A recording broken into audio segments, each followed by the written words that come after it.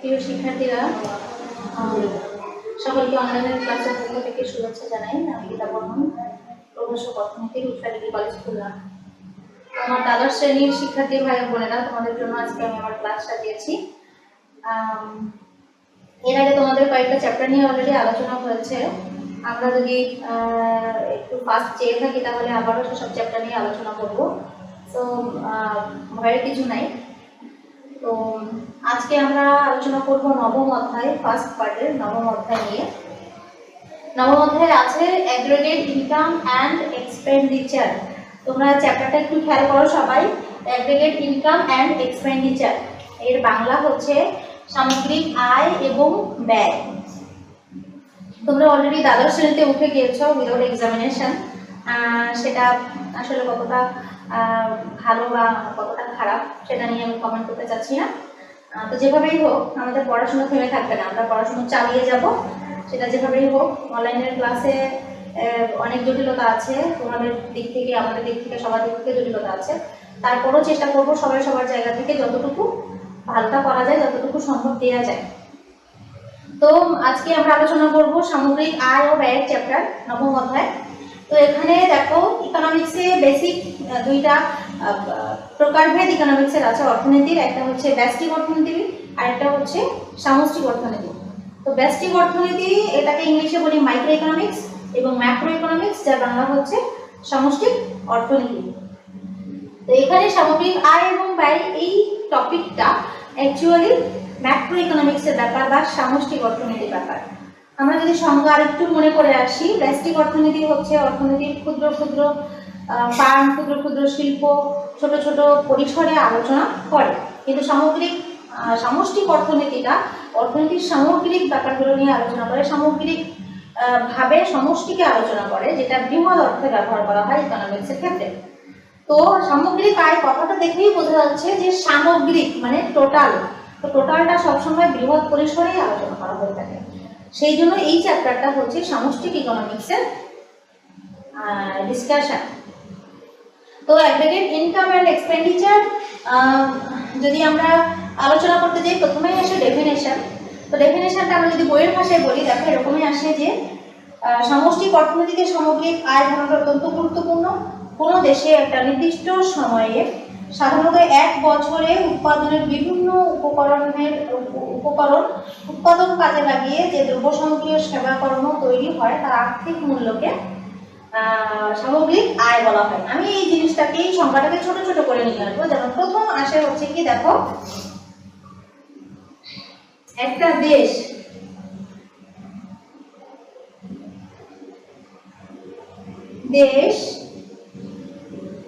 এক বছর চূড়ান্ত দ্রব্য সামগ্রী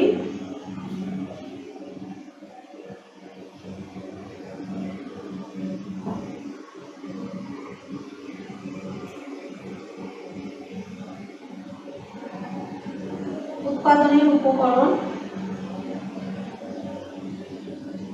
চূড়ান্ত দ্রব্য সামগ্রী। এখানে ছোট ছোট করে আমি ওই সংজ্ঞাটা ভাগ করে নিয়েছি। এখন আমরা দেখবো, দেখো যদি সংজ্ঞাটা আবার বলতে চাই যে সামগ্রিক আয়টা কি জিনিস, তাহলে প্রথমে আসবে একটা নির্দিষ্ট দেশ, সেই দেশের নির্দিষ্ট একটা সময়, ধরো সেটা এক বছর, 2018 সাল থেকে 2019 সাল, 2018 থেকে 2019, এই এক বছরে ওই দেশের সমস্ত উৎপাদনের উপকরণ ব্যবহার করে যে পরিমাণ চূড়ান্ত দ্রব্য সামগ্রী উৎপাদন করা হয় তার আর্থিক মূল্যকে ওই দেশের সামগ্রিক আয় বলা হয়। আমি আবারও বলছি, কোনো একটা নির্দিষ্ট দেশে নির্দিষ্ট সময়ে সাধারণত এক বছরে উৎপাদনের সমস্ত উপকরণকে উৎপাদন কাজে লাগিয়ে যে পরিমাণ চূড়ান্ত দ্রব্য সামগ্রী উৎপাদন করা হয় তার আর্থিক মূল্যকে বলা হয় মোট সামগ্রিক আয়। সামগ্রিক আয়টা ব্যাখ্যা করতে গেলে আমার তাহলে কি কি জিনিস দরকার হবে? একটা দেশ, একটা নির্দিষ্ট সময়, উৎপাদনের উপকরণ এবং চূড়ান্ত দ্রব্য সামগ্রী, এবং সেগুলো অবভিয়াসলি আর্থিক মূল্যে যার পরিমাপ করা হয় সেরকম দ্রব্য সামগ্রী হতে হবে। এটাকে বলা হয় সামগ্রিক আয়। এই সামগ্রিক আয়কে যদি আমরা ইকুয়েশনের মাধ্যমে দেখাতে যাই তাহলে কি কি আসে দেখো, অ্যাগ্রিগেট ইনকাম বা সামগ্রিক আয় সমান সমান summation of r summation of w plus summation of small I plus summation of small letter r। তো এখানে প্রত্যেকটা কি কি মানে আছে, সামগ্রিক আয় সমান সমান মোট খাজনা প্লাস মোট মজুরি প্লাস মোট সুদ প্লাস মোট মুনাফা। এখানে দেখো যেহেতু সামগ্রিক আয়টা বলছে তাহলে ইনকামের সকল সোর্সকে এখানে অ্যাড করা হবে, ইনকামের সকল সোর্সকে নিয়ে দেন মোট আয়কে বা সামগ্রিক আয়কে আমরা সংজ্ঞায়িত করব। সেক্ষেত্রে প্রথমে আসছে খাজনা। খাজনা যেহেতু আয়ের একটা সোর্স, খাজনা মানে কি ইনকামের একটা সোর্স, তাহলে তার মধ্যে থাকবে খাজনা। মোট মজুরি, মজুরিতে আসো দেখো লেবার মজুরির বিনিময়ে কাজ করে বা শ্রম দেয়, তাহলে সেই মজুরিটা ওয়ান টাইপ অফ ইনকাম। দেন আসে মোট সুদ, যখন মানুষ টাকা খাটায় তখন সেই টাকার বিপরীতে তাকে একটা নির্দিষ্ট পরিমাণ ইন্টারেস্ট দিতে হয় বা একটা ইন্টারেস্ট সে পে করে, সেই ইন্টারেস্টটা একদিক থেকে অনেক বড় একটা ইনকাম। আমরা যদি দেখি যে ব্যাংক সেক্টরে, ব্যাংকিং সেক্টরে interest base banking sector, interest না থাকলে ব্যাংক কিন্তু চলতো না। যদি কেউ টাকা ডিপোজিট করে সেখান থেকে তার একটা নির্দিষ্ট পরিমাণ অ্যামাউন্ট তাকে সুদ হিসেবে সে পাবে, আর যদি কেউ ব্যাংক থেকে লোন করে তাহলে সেখানেও একটা সুদের নির্দিষ্ট পরিমাণ অ্যামাউন্ট তাকে ইন্টারেস্ট হিসেবে দিতে হবে।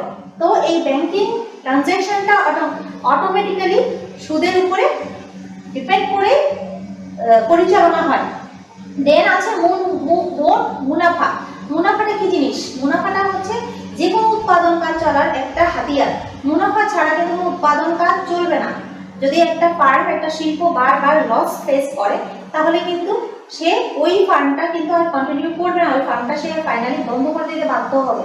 কিন্তু ওই ফার্মটা যদি বছরের পর বছর মুনাফা লাভ করে, মুনাফা অর্জন করতে পারে, তাহলে ওই ফার্মটাকে সে আরো বেশি শক্তিশালী করবে, আরো বেশি প্রসারিত করবে। তো সেই জন্য আমরা বলতে পারি যে অ্যাগ্রিগেট ইনকাম বা সামগ্রিক আয়টা হচ্ছে মোট খাজনা, মোট মজুরি, মোট সুদ এবং মোট মুনাফার সমষ্টি। এরপরে দেখো অধ্যাপক মার্শাল তোমার সামগ্রিক আয়কে একটা ডেফিনেশন দিয়েছেন, সেটা হচ্ছে কোন দেশের শ্রম ও মূলধন তার প্রাকৃতিক সম্পদকে কাজে ব্যবহার করে মোট যে পরিমাণ বস্তুগত ও অবস্তুগত দ্রব্য সামগ্রী ও সেবাকর্ম তৈরি করে তাকে জাতীয় আয় বা সামগ্রিক আয় বলা হয়। এই অ্যাগ্রিগেট ইনকামকে কিন্তু আমরা ন্যাশনাল ইনকাম বলি বা জাতীয় আয় বলি। শুধুমাত্র সামগ্রিক আয় বলে যদি আমার পরীক্ষায় যদি জাতীয় আয় আসে তাহলে তোমরা আবার কনফিউজ হয়ে যেও না। সামগ্রিক আয় যে জিনিস, সামগ্রিক ইনকাম যেটা বা জাতীয় আয় একই জিনিস। এর দেখো আরো কিছু অর্থনীতিবিদের সংজ্ঞা দিয়েছেন, কিন্তু আমরা আপাতত এইটুকু সংজ্ঞা নিয়েই আগাবো সামনের দিকে। এবার সামগ্রিক আয় সম্পর্কিত কিছু ধারণা আছে, সেই ধারণাগুলো কি কি আমরা একটু দেখব।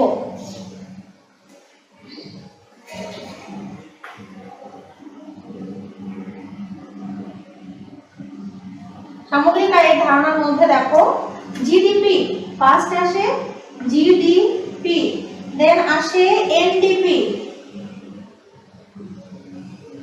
দেন আসে জিএনআই, দেন আসে এনআই, দেন আসে পিআই, দেন আসে ডিআই। তো আমরা আজকে এই কয়টা থেকে কয়েকটা টপিক নিয়ে কথা বলবো। যে জিডিপি, আমরা যদি জিডিপির সংজ্ঞা ধরি তাহলে জিডিপির সংজ্ঞা কি, তার আগে আমরা বলে আসি যে এই জিডিপি এর বাংলা, জিডিপি, এনডিপি, জিএনআই এগুলোর সবগুলোর বাংলা মিনিং কি। দেখো জিডিপি হচ্ছে gross domestic product, gross domestic product যেটা সেটা হচ্ছে জিডিপি। তারপরে আছে এনডিপি, এনডিপি হচ্ছে national net domestic product.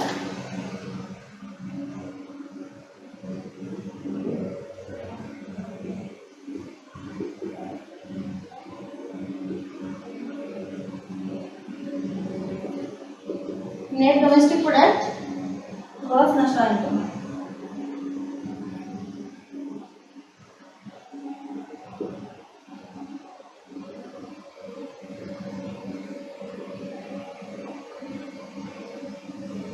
Net national income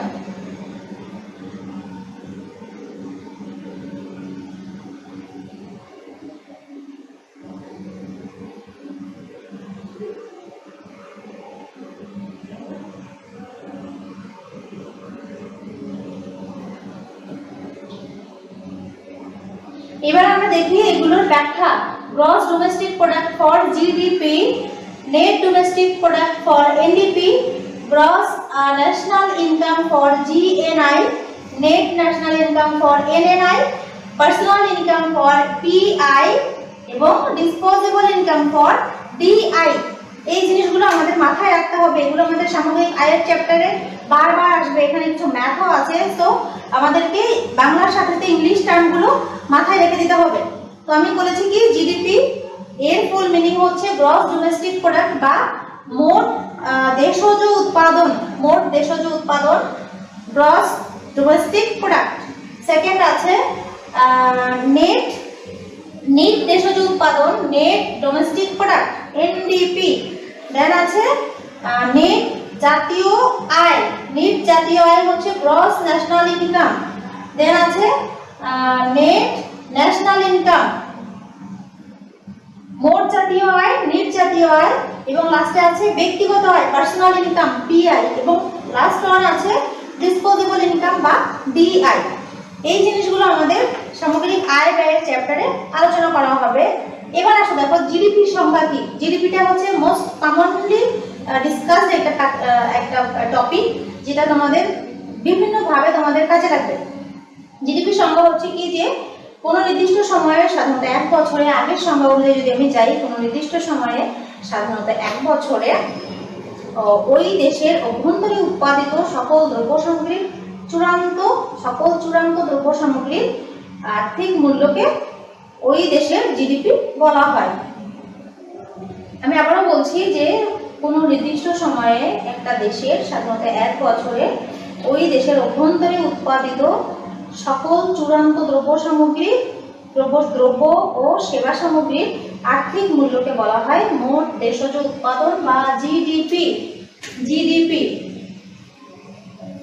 তো এই জিডিপিটা হচ্ছে দেশের অভ্যন্তরে যদি বাইরের দেশের কেউ স্টে করে তাহলে তার ইনকামকেও কাউন্ট করা হবে। আমি আবারও বলছি জিডিপি সমান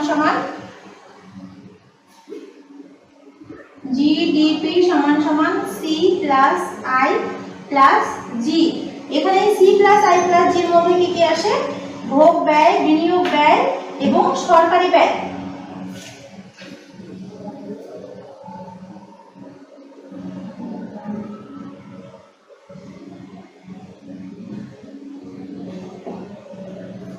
এক্ষেত্রে জিডিপির কিছু বৈশিষ্ট্য আছে, সেই বৈশিষ্ট্যগুলো আমরা যদি দেখি যে জিডিপিতে দেশের ভৌগোলিক সীমারেখার মধ্যে উৎপাদিত দ্রব্য সামগ্রী ও সেবা কর্মকে বোঝায়।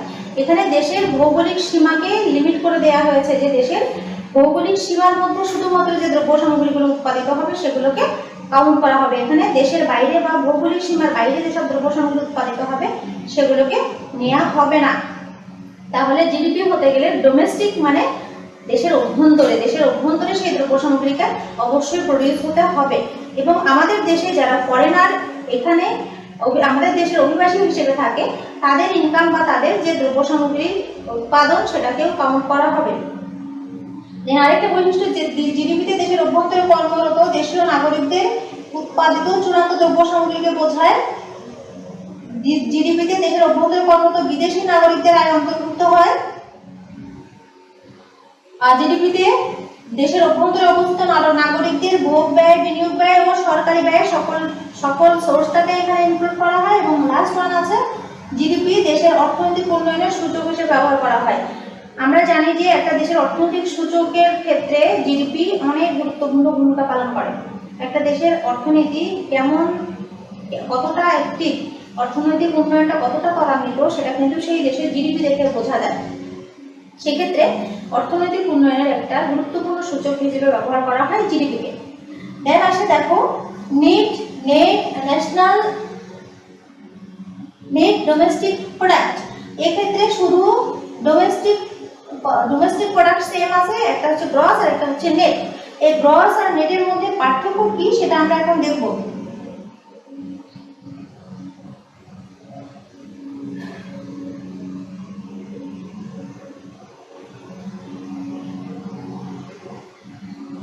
এই নেট ন্যাশনাল প্রোডাক্ট থেকে শুধুমাত্র মূলধনজনিত ব্যয়টাকে আমরা বাদ দেব, তখন সেটাকে নেট বলবো। তো নেট যখন আমরা বলি তখন কিন্তু টোটালটা থেকে এমন একটা পার্টকে বাদ বাদ দেওয়া হয় যেটা ওইখানে কাউন্ট করা হবে না বা কাউন্ট করা যাবে না।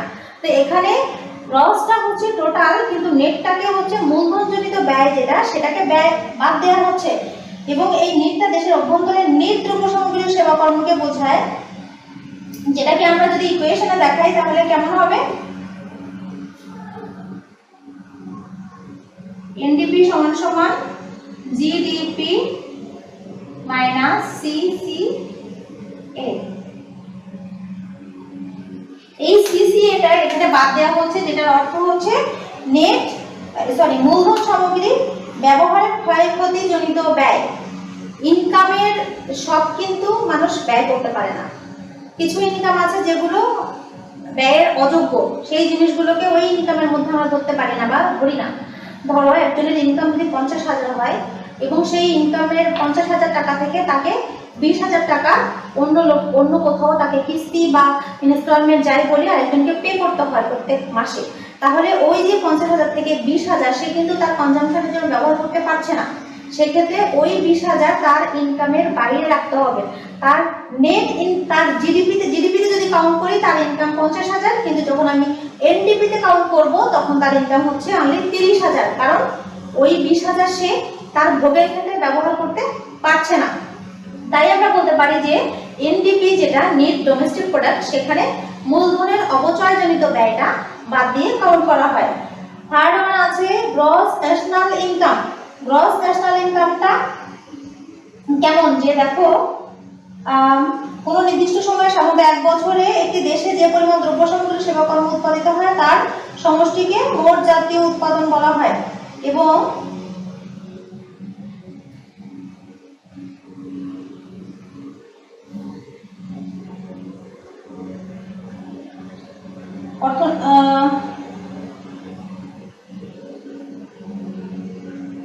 জিএনআইটা হচ্ছে আর্থিক মূল্যমান, জিএনপির আর্থিক মূল্যমানকে হচ্ছে জিএনআই বলা হয়। জিএনআই কে যদি আমি ইকুয়েশনের মাধ্যমে দেখাতে যাই তাহলে সেটা কেমন হয়, দেখো জিএনআই সমান GDP plus X minus M.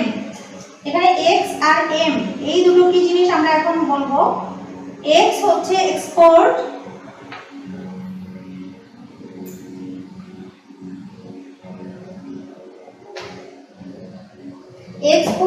export, M for import। তো এখানে জিএনআই তে জিডিপির সাথে এক্সপোর্টটা ইনক্লুড করা হয় এবং এক্সপোর্টটাকে ইনক্লুড করা হয় এবং ইম্পোর্ট যেটা